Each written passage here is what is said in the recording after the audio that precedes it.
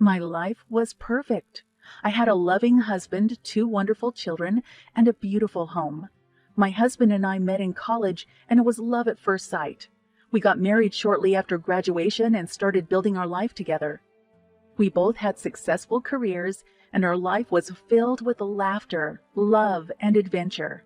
We traveled the world together and made memories that would last a lifetime. One day while I was preparing dinner, the phone rang. I answered it, expecting to hear a familiar voice. Instead, it was a woman's voice, one that I had never heard before. She introduced herself as Sarah and said she was my husband's wife. At first, I thought it was a prank or a mistake, but Sarah sounded sincere, and her words echoed in my mind. She said they had been married for 5 years and had 3 children together. I was in shock and didn't know what to say. After a few moments of silence, I managed to ask her how she got my number. She told me that she had found my husband's phone number in his contacts, and she needed to talk to me. She sounded desperate, and her words filled me with fear. "I know this is hard to believe, but I need you to know the truth," Sarah said. "What truth?" I asked, trying to keep my composure. "Your husband has been leading a double life for years. He has been lying to both of us and our children. I found out about you and your family recently, and I couldn't stay silent. I'm sorry for the pain I'm causing you, but you deserve to know the truth." I was stunned, and my mind raced with questions. I couldn't believe what Sarah was saying. How could my perfect life be nothing but a lie? I was angry, hurt, and confused. "I don't know what to say," I said, my voice trembling. "I wish it wasn't," Sarah said, "but I have proof. I can show you pictures, messages, and other evidence that will confirm everything. You need to know the truth, for your sake and your children's." The call ended, and I stood frozen, staring at the phone in disbelief. I didn't know what to do, and my mind was clouded with emotions. Was Sarah telling the truth? Did my husband have another family? The thought filled me with dread and heartache. After the call from Sarah, I was in shock. I couldn't believe what I had just heard. Was it possible that my husband had been living a double life all this time? I couldn't shake off the feeling that there was more to the story, and I knew I had to find out the truth. The next day, I decided to call Sarah back. I needed to hear more about what she knew and find out if there was any truth to her claims. "Hello?" Sarah answered. "Hi, it's me again," I said, trying to sound calm. "Hi," Sarah replied. "I'm sorry if I upset you yesterday. I know this is a lot to take in." "It is," I admitted, "but I need to know more. Can you tell me how you found out about me?" "I found a text message on my husband's phone from you," Sarah said. "I couldn't believe what I was reading, and I started digging. That's when I found out about your family and your children. I knew I had to talk to you." "What did the message say?" I asked. "It was a casual message, but it was clear that he was hiding something," Sarah said. "I confronted him, and he admitted to everything. He told me about your family and your children, and I was devastated. I felt like my whole life was a lie." "I'm sorry," I said. "This is all so crazy. I can't believe my husband would do this to me." "I know how you feel," Sarah said, "but you need to be strong and face the truth. You deserve to know what's going on and make your own decisions." After the call, I felt more confused and hurt than ever. I didn't know who to trust or what to believe. Was my husband really living a double life, or was this some sort of misunderstanding? I needed to find out for myself and get to the bottom of this. After the phone call with Sarah, I couldn't stop thinking about what she had told me. I knew I had to find out the truth and get to the bottom of this. I started digging for answers, going through my husband's things, searching for any evidence that could confirm or deny Sarah's claims. One day while my husband was at work, I decided to search his phone. I knew what was wrong, but I had to know the truth. As I went through his messages, I found something that confirmed my worst fears.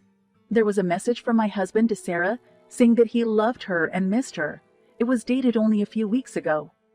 I felt sick to my stomach, and tears streamed down my face. How could he do this to me? How long had he been lying to me? My mind raced with questions, and I knew I had to confront him. That night, when my husband came home, I couldn't look him in the eye. I knew what I had to do, but I didn't know how to start the conversation. "Is everything okay?" he asked, sensing my unease. "No, everything is not okay," I said, my voice shaking. "We need to talk, okay?" he said, looking worried.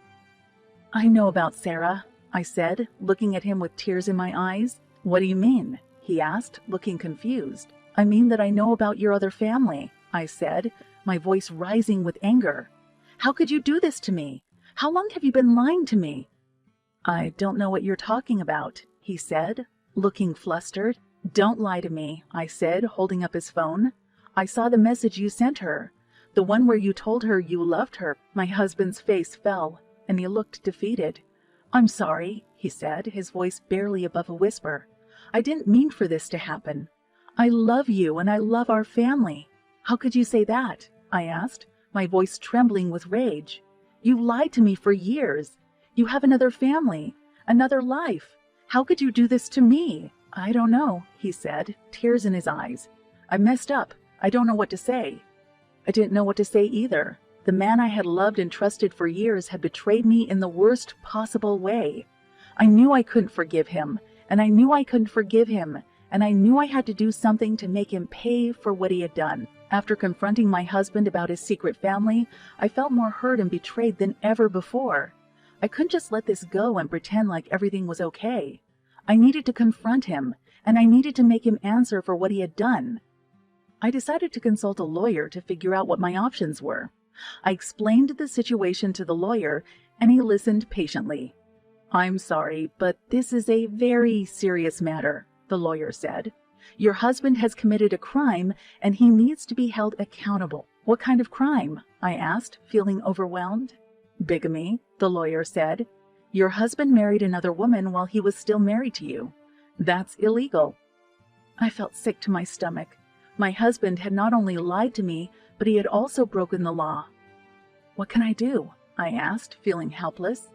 You can file for divorce and take legal action against him, the lawyer said. You have a strong case, and we can make sure that he is held accountable for his actions. The thought of taking my husband to court was daunting, but I knew it was the right thing to do. I couldn't just let him get away with this. I needed to make him pay for what he had done. The next day, I confronted my husband again. I spoke to a lawyer, I said, my voice cold and distant. You need to answer for what you've done. I'm filing for divorce and I'm taking legal action against you for bigamy. My husband looked shocked and then angry. You can't do that, he said. We can work this out. I love you and I love our family. How can you say that? I asked, feeling angry and betrayed. You have another family. You've been lying to me for years. I can't forgive you for that. I'm sorry, he said, looking defeated. I messed up. I didn't mean for this to happen. It's too late for apologies, I said, feeling resolute. You need to face the consequences of your actions. My husband looked like he was about to say something, but I didn't want to hear it. I walked out of the room feeling a sense of relief that I had finally confronted him. But the road ahead was going to be long and difficult. I had a lot of work to do to make sure that my husband was held accountable for his actions. Filing for divorce and taking legal action against my husband was not an easy decision, but it was the right one. I was determined to make him pay for what he had done, and I was willing to go to court to make sure that justice was served. The legal battle was long and grueling. My husband fought hard to keep his secrets hidden, but the evidence was overwhelming. His second family came forward, and there was no denying the truth. The courtroom was packed on the day of the trial. My husband looked nervous, and I felt a sense of satisfaction seeing him squirm. I knew that he had no idea what was coming. I'm sorry, he said, his voice barely above a whisper. I didn't mean for this to happen. I love you, and I love our family.